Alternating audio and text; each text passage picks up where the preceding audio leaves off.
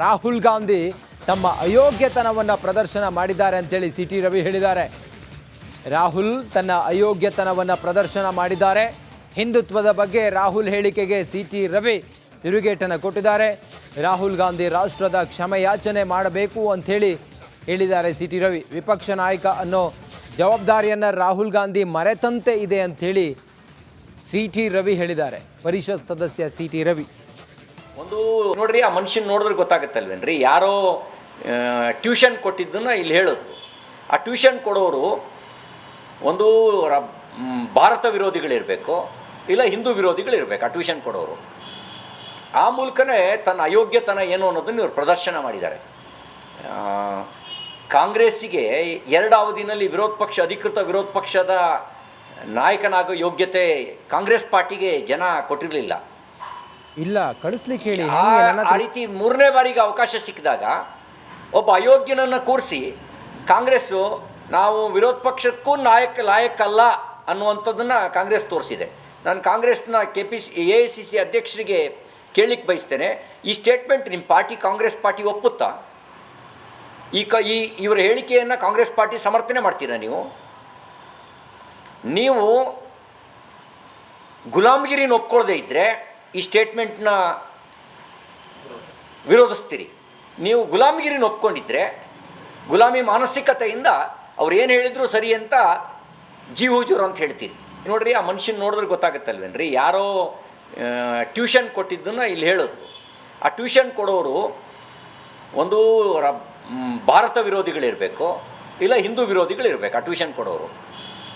ಆ ಮೂಲಕನೇ ತನ್ನ ಅಯೋಗ್ಯತನ ಏನು ಅನ್ನೋದನ್ನು ಇವರು ಪ್ರದರ್ಶನ ಮಾಡಿದ್ದಾರೆ. ಕಾಂಗ್ರೆಸ್ಸಿಗೆ 2 ಅವಧಿನಲ್ಲಿ ಅಧಿಕೃತ ವಿರೋಧ ಪಕ್ಷದ ನಾಯಕನಾಗೋ ಯೋಗ್ಯತೆ ಕಾಂಗ್ರೆಸ್ ಪಾರ್ಟಿಗೆ ಜನ ಕೊಟ್ಟಿರಲಿಲ್ಲ.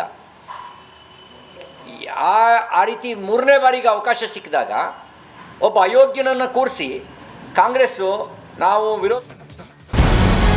ನಮಸ್ಕಾರ, ಕರ್ನಾಟಕ ಪ್ರೈಮ್ ಟೈಮ್ಗೆ ಸ್ವಾಗತ. ನಾನು ಜಯಪ್ರಕಾಶ್ ಶೆಟ್ಟಿ.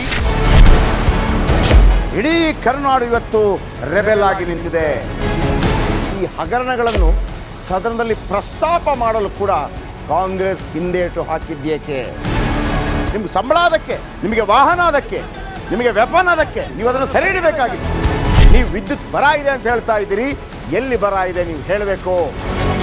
ಪಾಕಿಸ್ತಾನ್ ಆಕ್ಯುಪೈಡ್ ಕಾಶ್ಮೀರ್ ಅದು ಎಂದೆಂದಿಗೂ ನಮ್ಮದು.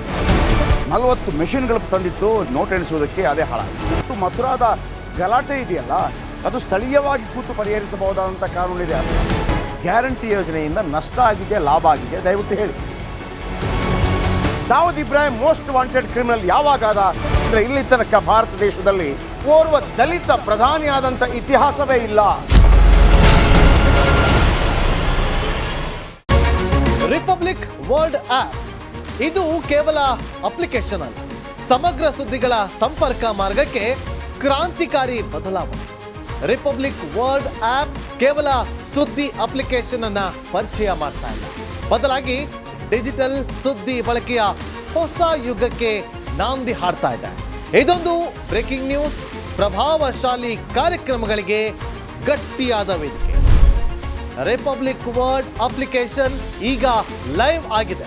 ಗೂಗಲ್ ಪ್ಲೇ ಸ್ಟೋರ್ ಮತ್ತು ಆಪಲ್ ಆಪ್ ಸ್ಟೋರ್ ಎರಡರಲ್ಲೂ ಲಭ್ಯವಿದೆ. ಈಗಲೇ ಡೌನ್ಲೋಡ್ ಮಾಡಿ.